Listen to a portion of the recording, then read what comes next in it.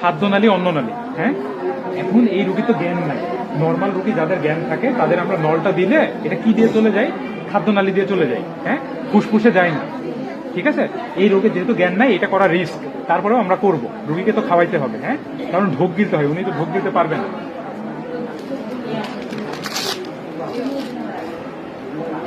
এটা করার ক্ষেত্রে তুমি দেখো, হ্যাঁ, কিভাবে আমরা করাবো। এই যে নলটা, এই নলটা আমরা নাক থেকে, এটা দেখো আমরা নাক দিয়ে ঢুকাবো, তাহলে নাক থেকে আগে কান পর্যন্ত এটা মেপে নিব। হ্যাঁ, এটা এতটুকু। এইখান থেকে দেখো আমরা এই পর্যন্ত ইপিগ্যাস্ট্রিয়াম পর্যন্ত এটা মেপে নিব। হ্যাঁ, এই পর্যন্ত মেপে নিলাম। মেপে নিলে দেখো এটা কি 50-এর কাছাকাছি, তাহলে আমাদের 50 পর্যন্ত ইনসার্ট করতে হবে। হ্যাঁ, কি কই আপনাদের জেলিটা কই দেখি, দেখেন একটা জেলি আছে ওখানে আছে, দেখেন। আগে ভাইয়া কান পর্যন্ত মেপে নিব। হ্যাঁ, কান পর্যন্ত মেপে নিব। কান পর্যন্ত মেপে নিয়ে এটা আমাদের এই যে পর্যন্ত, হ্যাঁ, ইপিগ্যাস্ট্রিয়াম পর্যন্ত মেপে নিতে হবে।